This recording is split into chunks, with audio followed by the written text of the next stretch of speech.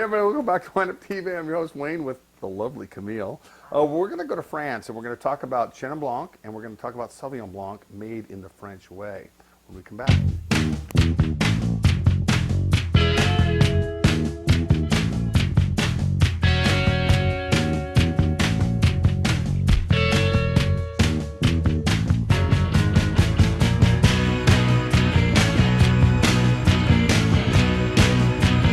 Hey everybody, welcome back. All right, so Tia is sitting right over here. Gorgeous, about 6 foot tall, beautiful blonde. She has her sommelier. She's a sommelier. I've got a degree in economics. Guess what? I'm sitting over here and she's sitting over there going, "Will you talk about these wines?" All right, so with that said, this wine has a great story. This guy, Alain and Christophe Le Capitaine, sent me some samples about 8 months ago, and I apologize, man. I've got so backed up in doing shows and samples and everything else. So when Tia came in and she pulled this wine out, I said, hold on. I got that wine right here in my cooler. And I went over there and I pulled the wine out, same label, same thing. And Alain, I apologize, man, but you know what? The wines did make it here safe from France. And that Volnay, we got to talk about that Volnay. That was delicious. So anyway, let's talk about Sancerre, Sauvignon Blanc, and let's talk about a little bit of Chenin Blanc from Vouvray. So, Chenin Blanc, what do you think? I actually like it. I love Chenin Blanc. I haven't had a lot of Chenin Blanc, and when I tried this when I came in today, I really liked it. You know, I think Chenin Blanc is one of those under the radar kind of grapes. You know, it used to be planted a lot. It's not planted as much now, but it's making a comeback. Especially Chenin Blancs here in the United States. I know down in Napa, when I lived down in Napa, I know Pine Ridge did a Viognier Chenin Blanc blend. It was very good, but you don't see a lot of Chenin Blanc planted. I love Chenin Blanc, guys. You know, they're always affordable. It's kind of citrusy, and they're just really, really nice wines. Let's get this one. You're right. You don't see a lot of it out there. I like the little lemony on it. It's lemony. It's Right. It's summer. it's summer. It is. It is summer, and it's a little mineral. Just a little bit.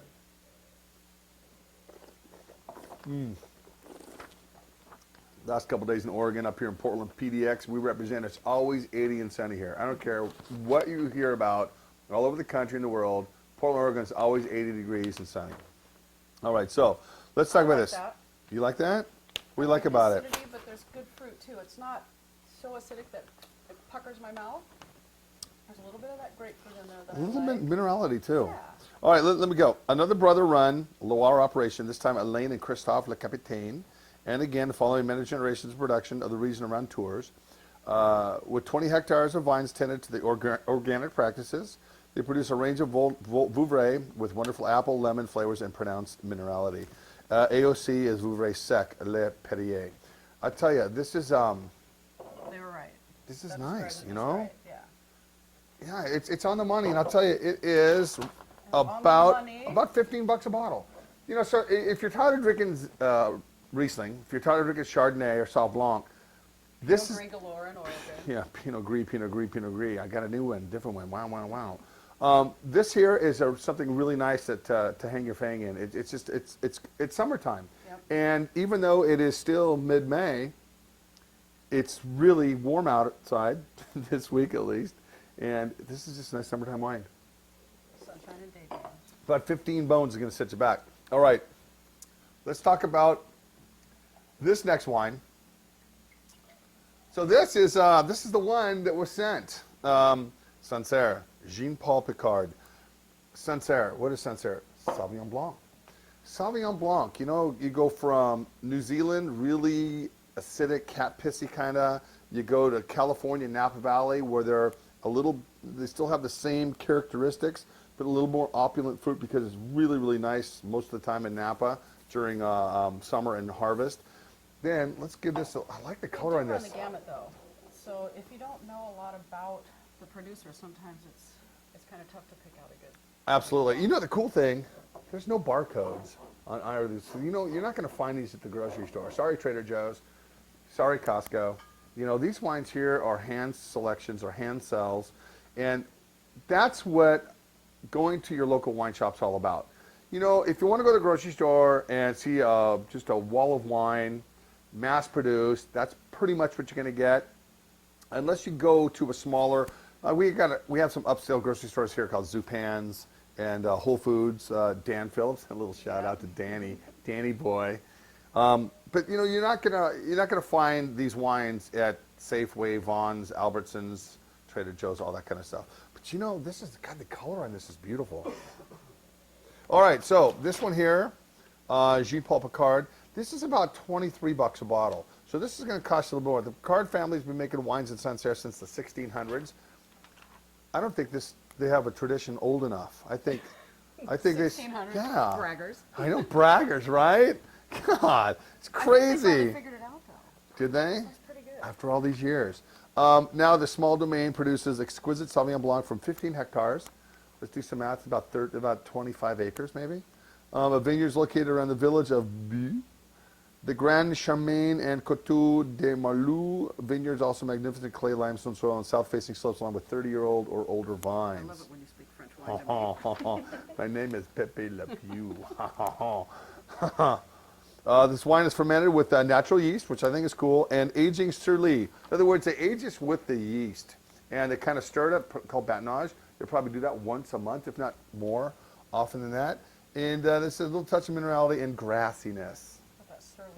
This is Oregon. Grassiness is a different word up here in Oregon than it is anywhere else. Like mushrooming? like mushroomy, exactly.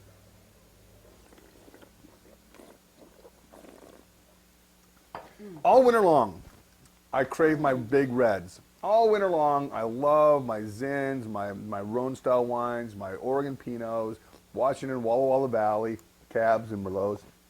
Sun comes out? Sun comes out, man. You know what? I want to just hit it. I want to hit it hard with these white wines.